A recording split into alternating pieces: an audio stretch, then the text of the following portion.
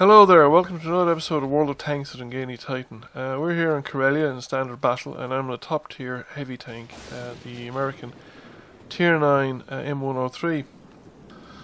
Initially I'm going to go down to the southeastern side of the map to fight the battle along the southeastern corridor.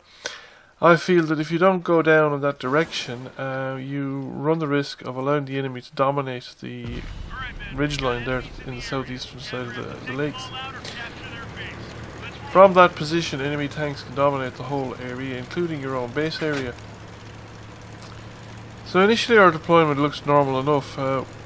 That medium tank heading towards the middle of the lakes, he's heading towards the eastern side of the lakes there, and I don't think that's a smart idea this early in the game.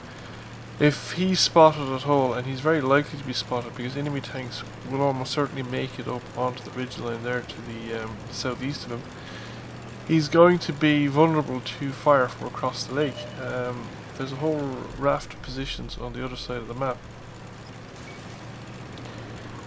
where the enemy is likely to be, and once he's spotted, his lifetime, shall we say, is not very long. The other medium that reached the ridgeline there, having seen what was coming up against him, two fast moving heavies and two light medium tanks, just abandoned the position and headed into the rocks to the southeast of the ridgeline there. So the bulk of our team are currently stationed down here at the corner, but there is a weakness in our deployment. We have a fundamental weakness in our deployment. There aren't enough tanks on the western side of the map. At the moment it's just that T-34 lightweight. If you look into the mini-map more closely, those two tank destroyers should be up here around somewhere. They could support the T-24 lightweight, or T-34 lightweight, and they could shoot across the lake into those tanks that are up there, bullying our other medium tank. Getting back to the regular action, you can see that the T-34 lightweight has revealed a couple of heavy tanks near the enemy base area. But because nobody has moved up to support him, they're not taking any fire, and he doesn't actually hang around and continue to spot them. That was our first opportunity lost, basically, to win the game. We haven't anything on that side of the map. The T-34 makes contact with some enemy forces and then breaks contact. Now, he understandably breaks contact because he's basically up there on his own. The other enemy light tank is actually coming down into the lake, which is probably a mistake on his part. Does allow him to give supporting fire into the corner of the lake there, but it also means that he doesn't reveal, which is to our advantage, I suppose, that the T-34 lightweight's on his own up there in the northwest. And to further compound our problems, the medium tank that was on the western side there is heading down towards the southeastern side of the lake. One of the tank destroyers that was at the edge of the base area has gone down to join the melee down here at this corner, and very shortly the other tank destroyer will follow him down. So that means that we have no effective cover on the western side of the map at all. We are starting to attrit down the enemy forces along here. We've managed to get rid of the E-75, which I think is probably their only top tier tank, or at least top tier heavy tank that was down here. And we're gradually whittling down the health of the tanks that are supporting the heavies at the corner here.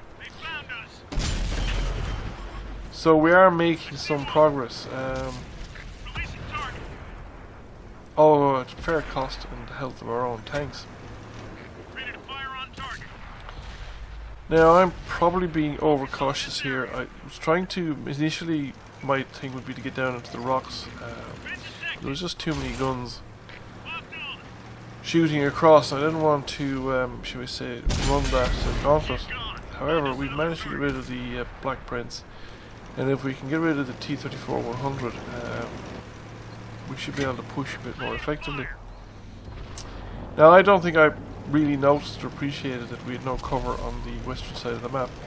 But I suspect one of the side effects of the lightweight, the T-34, the light tank, breaking contact and withdrawing, is that eventually the two heavy tanks will start to get curious about his non-reappearance and the fact that they didn't take any fire when they were illuminated, so they're going to start probing along the western side of the map, while the rest of the team is busy down here, effectively held up by a dwindling force of enemy tanks. Personally, I haven't played too well up to this point. I've taken a lot of damage without achieving a lot of results, but eventually I started to make a push. Now, you know, up to now only the heavy tanks are pushing, but I decided I'm going to push wide because guys are going to be engaged with the tanks in front of them, the enemy tanks up here in the ridge, and by pushing wide I'm going to bring extra guns to bear, and our Challenger joins me down as well. So that's another gun to bear again, and swings the balance of advantage to our direction pretty decisively and pretty quickly. We're now level on tanks, and the enemy light tank has trying a flanking maneuver, but it's really not something he should have done. He should have waited upon his heavies if they were supporting or moving to support. He sacrificed himself basically for no good purpose. Now, at this point, if one of our tanks, either the myself or any of the tanks with me, or the tank destroyer at the corner, returned back to the base, this game could have a completely different complexion. The problem was, of course, that most of us down here were suffering from what a friend of mine used to refer to as victory fever. Victory fever being a disease suffered by both gamers and soldiers in real wars, where they would charge after the enemy irrespective of the context of the situation, and just pursue them, shall we say, over the hills and far away, so to speak. And we're in the same mode. I basically wanted to push past here, take out the artillery, and wasn't really thinking about the overall strategic situation or paying enough attention to the minimap. I think the only one that probably was paying any attention to the minimap was the T-54 lightweight. Even at this point, if anyone of the tank destroyers moved up into the ridgeline I'm marking now, they could provide enough cover to the base area to slow down or prevent enemy tanks from getting up into the base area and give support to the artillery and the T-54 lightweight in defense of the base. However, everybody is pursuing the enemy. No attention is being paid to the broader strategic perspective.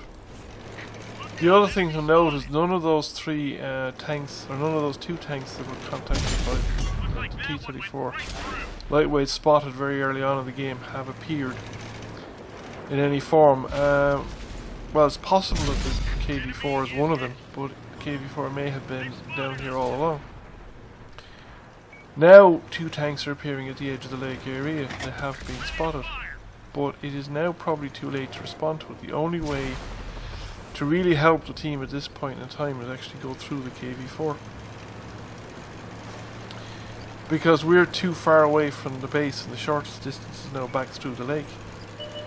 So we have gotten rid of the KV-4,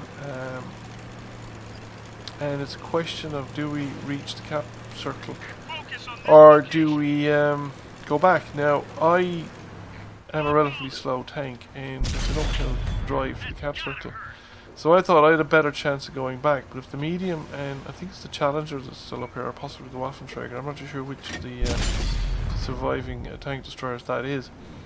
If that one heads up, we'll see at the end of the game. But if those two headed straight to the cap circle right now, we might actually have won the game anyway. Now there's there's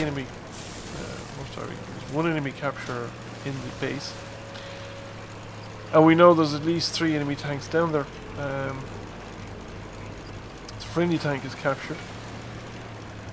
The other tank moving down, as far as I know, is the Tortoise, and he is probably the worst choice of all of us to be actually heading back, because he's the slowest tank of all. Slower even than my tank. Now, initially I thought I would actually have to make it back to the cap circle, but as I was getting closer to the cap circle, I was beginning to realise there's no way I'm going to make it on my own. The light tank could possibly have done it, but he would have had to take a shorter route. The route he took, now I can see what he's doing. He's basically leaving in one direction and trying to come back in a completely different direction, hoping that the enemy tanks won't be facing him when he gets there, but he completely underestimates the amount of time it would take him to get there, and by the time either of us get close, and none of us actually get within sight of the cap circle before the game ends and the cap is captured. So in spite of a fairly substantial score, there's no victory to show for it. The other interesting aspect of the final team analysis is that 2 of the enemy tanks that are in the cap circle are top tier tanks, who basically didn't engage in any combat at all and just drove around and drove into the cap circle and won the game in the end. So I thank you for watching. I hope you enjoyed the video, and I'll catch you again soon.